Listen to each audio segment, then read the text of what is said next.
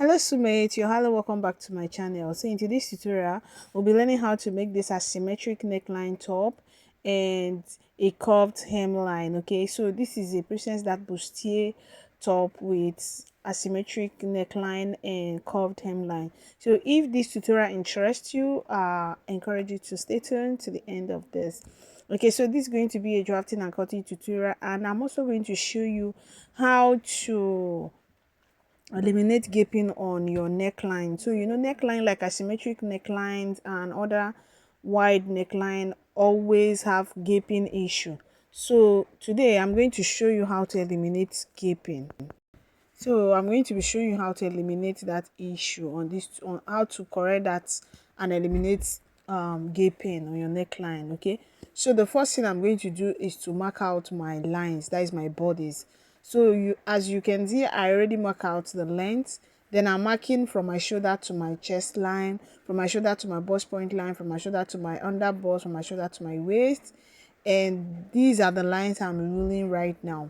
So after ruling these lines, I am going to label them. Okay, I will label here as shoulder line, here as chest line, bust point line, under bust, waist, and of course the length. Okay, so after that, the next thing I'm going to do is I will divide my shoulder to shoulder by 2, mark it on the shoulder line and the chest line.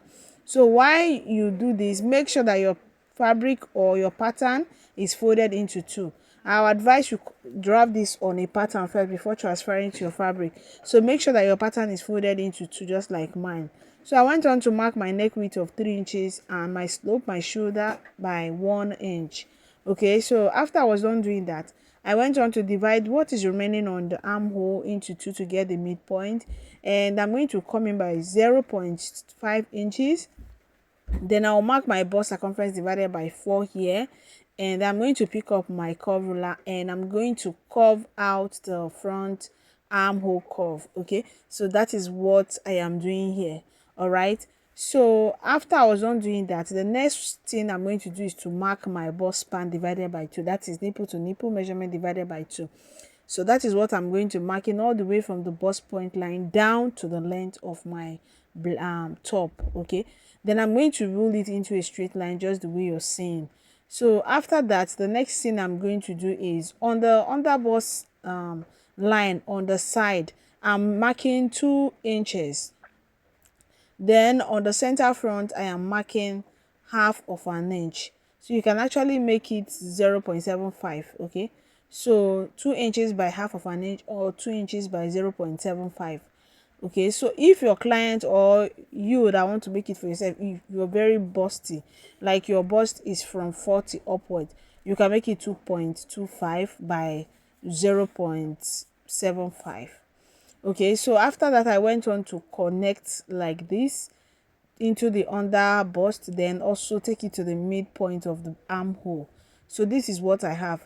So I will go up here, okay, by 1 inch and connect to this part and also reconnect. Okay, so I went up by 1 inch, I reconnected, so that by the time I join with the center front, I will not have excess, sorry, I will not have shortage.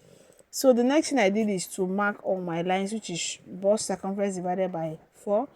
I mark it, my under bust divided by 4, my waist circumference divided by 4, my hip circumference divided by 4, and note that the under bust where my dart contouring, that is that contour, okay, started, I replace all the darts, as you can see. Okay, so that is what I went on to do, and I'm going to reconnect. So what I mean by contouring is where the dart started. Okay, so when you're measuring your under bust, your waist and your hip, make sure that you correct or you replace all the darts that has been taken, which is 2 inches and 0.5 inches that were already marked. Okay, then I went on to mark 0.75 on the down part there and reconnected it so that that part will not be too pointed.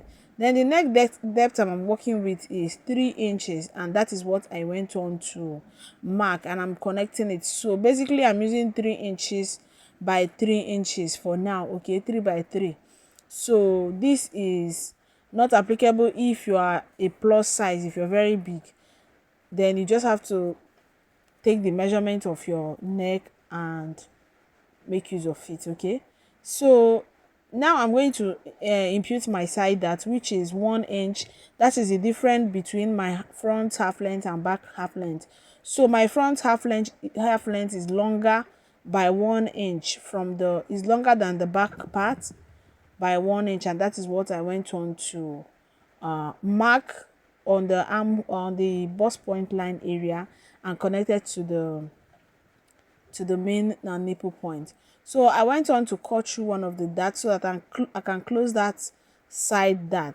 So if you're conversant with my tutorials here on YouTube, you should be already acquainted with how to close the side dart. So after cutting out, this is what you're going to do, especially if you don't have a tracing wheel. You are going to, on the center front, when you open up your paper, you mark that same 3 inches neck width and 3 inches neck depth. You're going to pick up your ruler and connect it just the way you connected the initial neck width and neck depth that you marked. So you connect it like this, but if you have tracing wheel, just go on and trace it out and follow the shape. So I'm connecting the bust point line into the other side of the paper. So what I'm going to do now is to come down by 5 inches to 5.5 inches.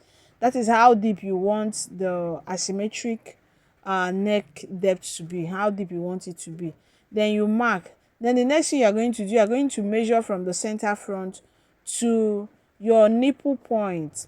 Okay, that is, you're going to measure your back span divided by 2. That is what you're actually marking, which is 4. So you measure from the center front to mark that 4 to this other side. Then you're going to connect. Okay, so I'm connecting to where that 4 ended, which is my own nipple to nipple divided by 2. That is bust span divided by 2. I don't know if you get me. So I will trace it straight to the nipple point down the bust point line. Then after that, I'm going to now show you how I'm going to be eliminating gaping. So what you're going to do to eliminate gaping is that you are going to connect your nipple point to any part. Just choose any part like this and connect it to your nipple point on the bust line area. Then you're going to, from that line you just connected, subtract half inch on both sides. Then you're going to reconnect again, reconnect that half inch to the bust point and the other side to the bust point. Then the next thing you're going to do is to close it, like fold it in a way that it overlaps and closes on the 1 inch, which is half inch you mark. Like close it, fold into it from the first half inch, fold into the next half inch. So I'm going to try this, and if it's not possible, I'm going to cut out first. Then I will show you how I'm going to close it when we have cut out. Okay, so this won't be possible. So what I'm going to do is to pick up my scissors and I'm going to cut out first, and it will be even easier for you to understand. Okay, so let me follow the asymmetric curve and I'll cut out first. Then I'm just going to show you how we're going to be eliminating that neckline. This is very easy and simple and very important. Anytime you're making a symmetric neckline, it will help the neckline to relax very well without any form of gaping at all. So you see the way I cut it there, I'm going to slit through on one of the half inch. Remember, we'll have center, we'll have half inch on both sides. So as I slit through, I'm going to make sure I overlap this one on the second half inch. Okay, I overlap it on the second half inch. That is what I did, and I pick up my pin to pin it down. So overlap it on the second half inch. By so doing, you are eliminating a whole 1 inch. Yes, then you're going to pick up your ruler and place to reconnect it just the way you see me do here. Just reconnect it so that it rhymes with this other side and you cut out. Okay, you see what I'm doing? As far as you have overlapped and subtracted 1 inch on the neckline, you are very good to go. So you see what I have now. It doesn't change the shape of the asymmetric neckline at all. So this is what I have. If you like, you can also subtract half inch on this shoulder line, but it's not necessary. Okay, it's not really necessary after you have done this other elimination. So I'll go on and cut out the remaining side of the front. Okay, then after cutting out the remaining side of the front, the next thing I'm going to do is to merge the side where I'm going to be making my hemline style in the curve on the hem. I'm going to merge that part. Okay, so it's going to be this same size where the asymmetric neckline flushes to. Okay, so I'm going to use my masking tape to mask this part like this. You see this part? I'm just going to tape them down so that they will become one, like they will look exactly how it will appear after joining. So I went on to mask it down, and you can see how that you're not going to place it on top, just mask it down and hold them together. Okay, then I'm going to be marking 2.5 inches to 3 inches. This doesn't have a special measurement. Okay, it is all going to be determined by how wide you want it to be. So the length, I like it to go as low as 3 inches below the waistline. Okay, that's what I normally use. I will just come down 3 inches below my waistline and I'll mark, and it has always worked for me and has always come out perfectly well for me. Then after which, I am going to place my ruler like this and connect this curve. Now I'm going to connect to form that curve. So I'm just trying to make sure I place my ruler in a way that it will give me the shape that I want. Then I'm going to connect from that 3 inches below the waistline into the initial line that I mark like this, and I'm going to repeat the same process on this side. So one will be very curved while one will be looking not too curved. So remember that you can make it as much as you want. So I went on to add line to this part about 1.5 inches. Then I'm just going to connect this part. Okay, I'm placing my ruler just the way it will give me the perfect curve that I want. So you're just going to play around it. Okay, play around it until you get your desired curve, and that is why it is very important to draft on your pattern first, because on your pattern you make all the needed alterations, the needed changes, the needed everything, corrections and all of that. Then when you are very okay and satisfied with what you have, you can now transfer to your main fabric. By so doing, your work will come out very well, because you first of all see the look on your pattern, then transfer to your main fabric. So I'm just going to use my free hand to curve and make sure I get my desired curve. Okay, so that is exactly what you see me doing here. After getting the desired curve, I am going to pick up my scissors and I will cut out. So if you're coming across my channel for the first time, my name is Mercy and this is Mercy Posh Stitches. So on this channel I drop sewing tutorial, pattern drafting, stitching tutorials and all of that. I drop tutorials concerning anything sewing, drafting, cutting, DIY and all of that. So if you're going to subscribe to this channel, go ahead and hit on the subscribe button, hit on the notification bell so that whenever I upload you'll be notified. So I went on to cut it, as you can see, and I'm just making sure that it give me the desired look, and here is what I have. And honestly, I'm loving what I have here. Okay, so now I'm going to set this aside and it will be time to get the back part. Okay, so I'm going to get another pattern and we're going to be using it to draft the back part. Now remember, when I was drafting the front parts, you remember I told us that the difference between my half length for the back and front is 1 inch. So I'm going to first of all add that half length to whatever I have from the waistline of the front to the hemline. Then that will be my full length. I don't know if you get that. So I went on to add them together and get my full length for the back. Okay, so I'll go on and measure the half length for the back, okay, which is here. Then I am going to mark from my shoulder to my chest, from my shoulder to my bust point line, and I'm going to pick up my ruler, rule the lines into a straight line, and I will label them as well. Okay,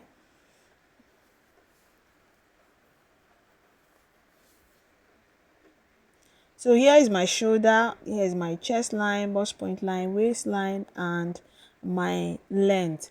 Okay, so without wasting time, I'll mark my shoulder to shoulder measurement here and repeat it also on the chest line here. that is shoulder to shoulder divided by 2, and I'm going to use my ruler connect into a straight line. Then I'll slope my shoulder by 1 inch, mark my neck width of 3 inches.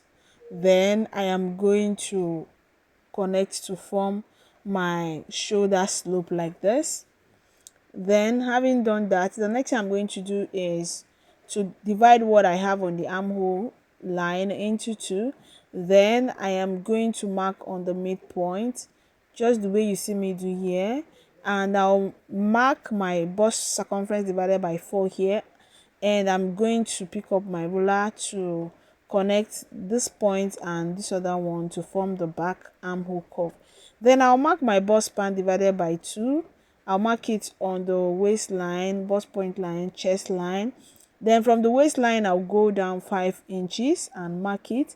Then I am going to pick up my ruler and connect into a straight line. So note that there's no zipper allowance yet. I am going to add up my zipper allowance when I'm transferring to my main fabric. Please take note of that. So on the waistline, I'll go in and out by half of an inch. Then I'll connect up to the chest line this way, and I will also connect to the 5 inches below the waistline that I marked, just the way you see here. And I'll repeat the same process on this other side as well. By so doing, I am forming our dart, okay, for the back, and this is exactly how I'm going to sew the dart, okay. So now I'll mark my circumferences, bust circumference divided by 4 here, then waist circumference divided by 4 here, the hip circumference divided by 4 as well. Okay, so these are the lines you see me marking here, and I'm just going to pick up my ruler and I will connect like this. Okay, so after connecting, the next thing I'm going to do is to come up here 0.75 again and mark that I will connect into the dart line. Okay, this is to eliminate pointedness around that area. Then the next thing I'm going to do is to mark my neck depth of 2.5 inches, and I'll just go on to connect like this. So after connecting, I'll go over to the waist line. I'll go in by 0.75 and I'm going to mark. Then I'll curve it out like this to the up this way, and I'll repeat the same process on the down part this way as well. So these are all we need for the drafting of the back part. It's just a simple basic bodice. Okay, so I'm going to pick up my scissors and I will cut out. So I hope you've learned something new today. So thank you so much for watching. Like I said at the beginning of this tutorial, I told us that is a drafting and cutting tutorial, right? So here is the end of the tutorial. I'm going to transfer all the patterns to my main fabric, and I'll add all my allowances, including ease allowance, zipper allowance, and length allowance, all the allowances where necessary, joining allowance and all of that. And I'm going to stitch it down. So as for the bow, you saw I just made a bow tie, like a bow, as you know. I made a bow and added rope to it, then made some beading on it, and that's just what it is here. So you can see this is the final look of the top. Thank you so much for watching, and bye.